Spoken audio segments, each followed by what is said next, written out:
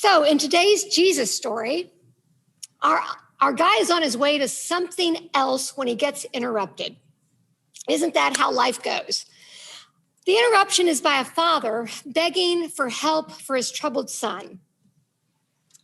Listen for these ancient words.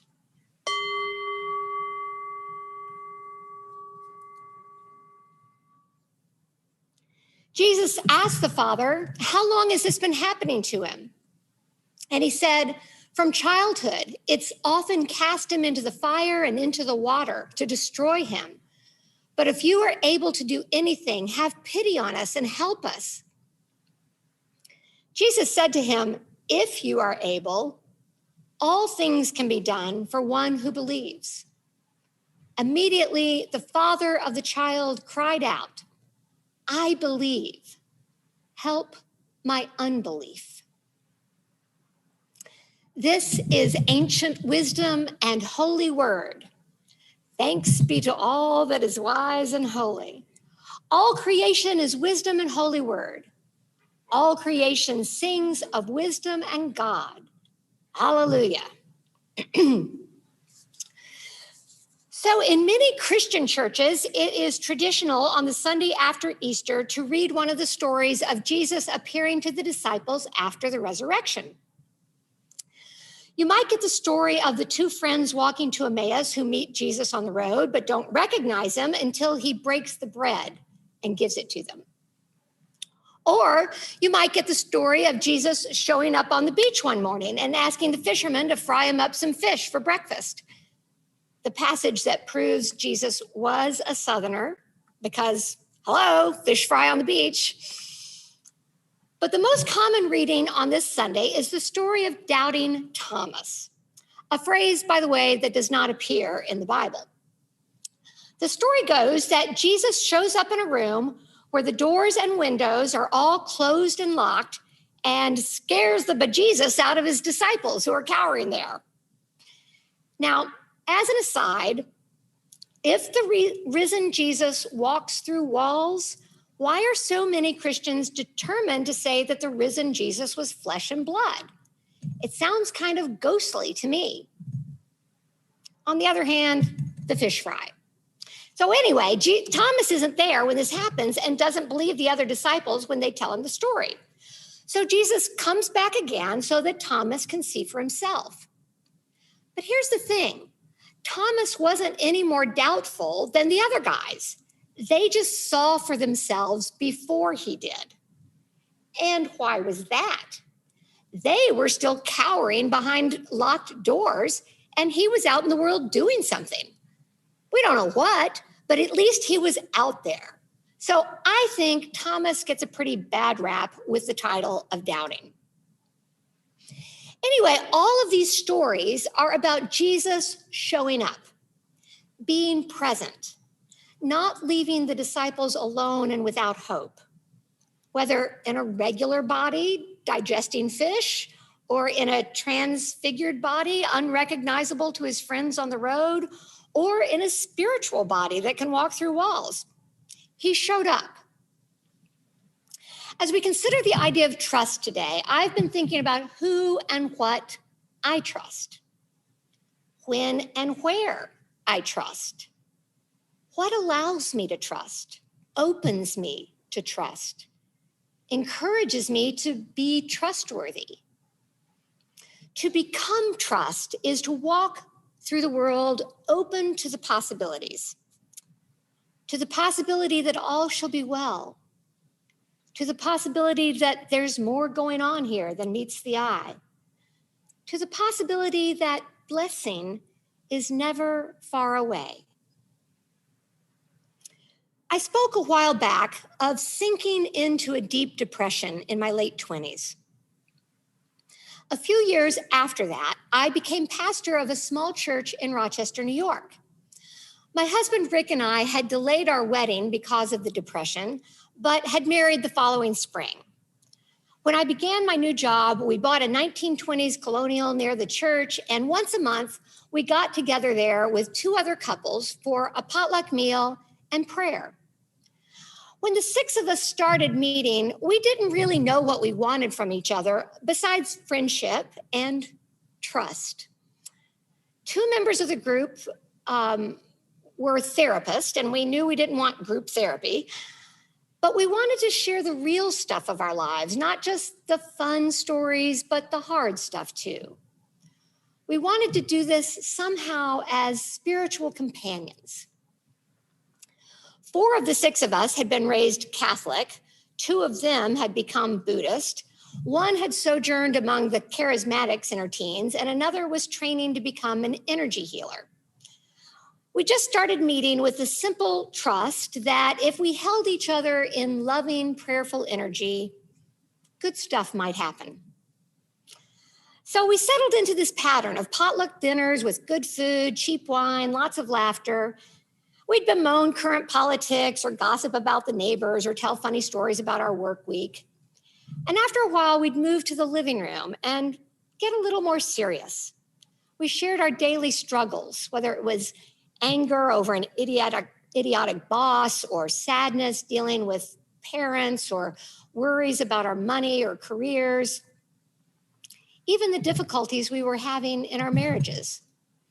We didn't try to fix each other. We mostly just listened, nodded, and held each other in silent meditation.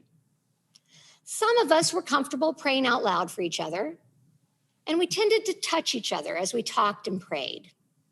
It was hands-on friendship. One night, as we settled into our living room, I looked around at these friends, these trusted neighbors, a teacher, a writer, a substance abuse counselor, and I realized with some horror that I wanted to open up about what was really going on for me.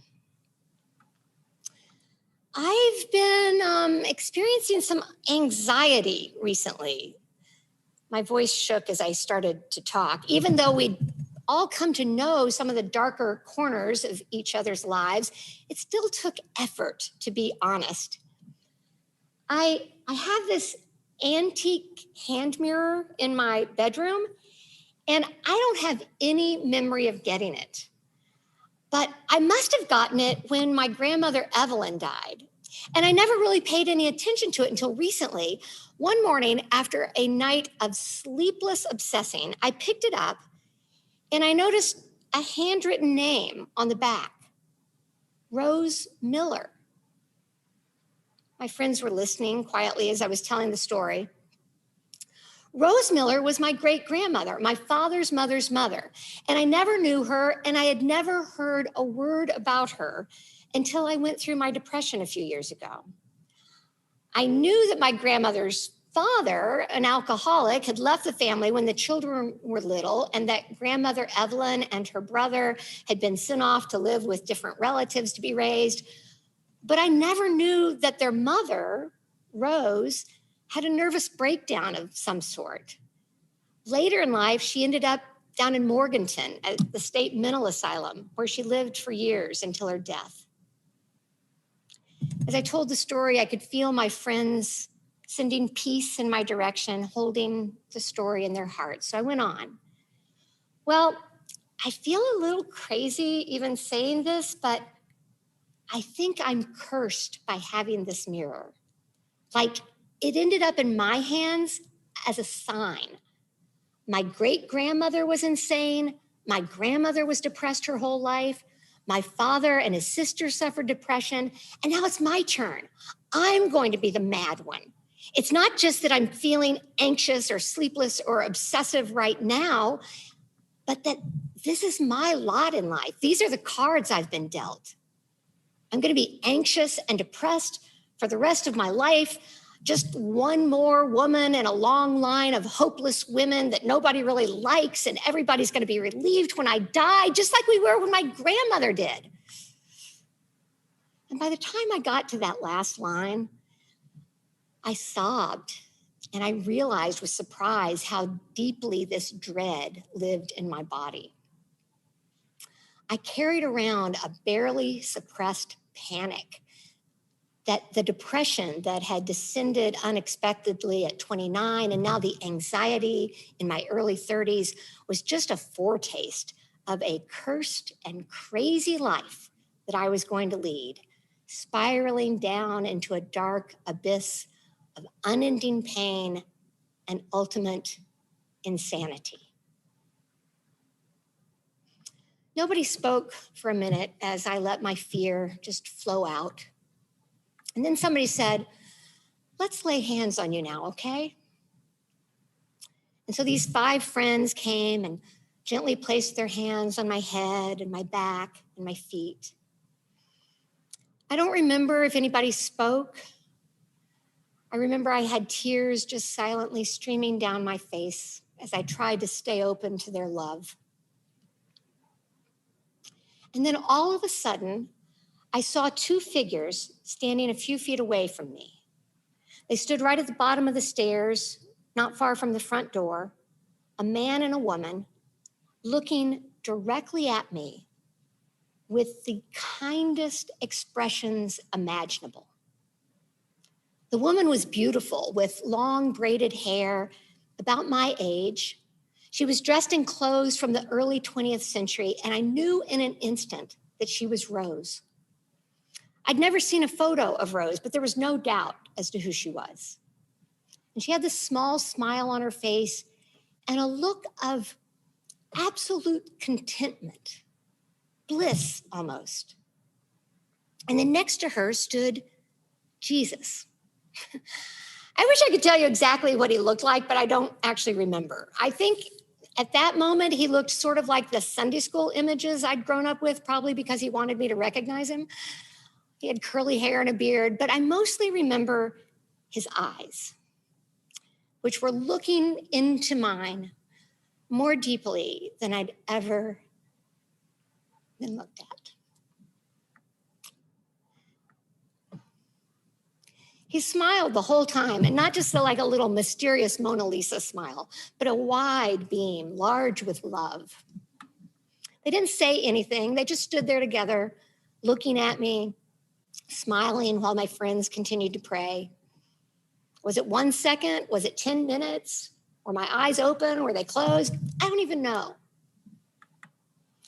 When the prayer ended, nobody said anything for a minute, and I wondered if I should say anything. Almost afraid to meet the eyes of these completely normal people sitting in my living room, I started and said, Rose was here, and Jesus was with her, and they were standing there while you prayed. None of them looked sideways at each other or surreptitiously rolled their fingers around their ears. I'm going to be okay. I'm not doomed to be insane. They wanted me to know that, I think. I wonder if this is how Mary Magdalene felt when she saw Jesus outside the tomb after his burial. Mary became a follower of Jesus after he healed her of 7 demons. Maybe depression, anxiety, sleeplessness, obsessiveness were 4 of them. Whatever those demons had been, when they were gone, a grateful Mary left behind her life and went on the road with Jesus. Now, the 4 Gospels tell 4 different versions of Easter morning, but in each story, it's the women who go to the tomb and learn that Jesus isn't there. They're the first to see and the first to tell. Just as the Samaritan woman at the well had been the first evangelist, these women were the original resurrection preachers. In all 4 stories, Mary Magdalene is mentioned by name. In 3 of the Gospels, there are other women who are mentioned with her. But in John's version, she goes to the tomb alone. And in the tender story that John tells, Mary arrives and finding no body in the tomb, just stands weeping in the garden. Jesus shows up, but she doesn't recognize him. He says, "Woman, why are you weeping? For whom are you looking?" And thinking he's the gardener, she says, "Sir, if you've carried him away, just tell me where you put him and I'll take him." And Jesus said to her, "Mary." And she turned and said to him in Hebrew, "Rabboni," which means teacher. So after this sweet exchange, Mary Magdalene ran and told the others. I have seen the Lord. Ever since the Da Vinci Code, that best-selling thriller that's often confused with a theological treatise, there's been fairly widespread discussion of the relationship of Mary Magdalene and Jesus. Were they married? Did they have children? If so, can you imagine being a descendant of Jesus? Ah, you kids! If only you could be more like your great-great-grandfather. He'd be rolling over in his grave if he were still in it. So there are whole sects that are dedicated to the Magdalene, people who believe she moved to France and started a religious movement there. And Mary was a much-loved topic of conversation among my feminist friends in seminary. She was obviously one of the main disciples, but she rarely got mentioned in church history. Still, as interesting as all these questions are, did they have sex? Did she move to France? Did she start her own church? Did she really see Jesus in the garden? They're not the most important questions. They're not the questions we ask in the dead of the night when the demons are at the door. Mary had watched Jesus die this horrible death, and on Easter morning, she just wanted to honor his body with spices and care. And instead, she sees this empty tomb. First, they took his life, and now they took his body. Racked with grief, she stayed in the garden crying. And then Jesus was there speaking to her, calling her by name. For some people, understanding whether that person in the garden was flesh and blood seems of ultimate importance. Their whole faith rests on the answer to that question.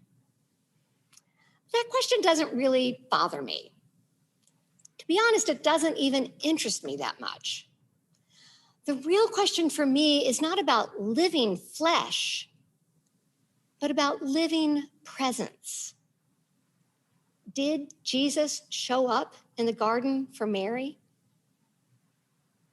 Did Jesus stand in the foyer of my old house with my great-grandmother? The question is, when I am racked with grief, crying in my own garden of loss, will he be there? Can I trust him? Will Jesus call me by name? On Easter, in a desert garden, or perhaps on some October night on a living room floor, the answer arrives and calls us by name. Yes, I am here. You can trust me.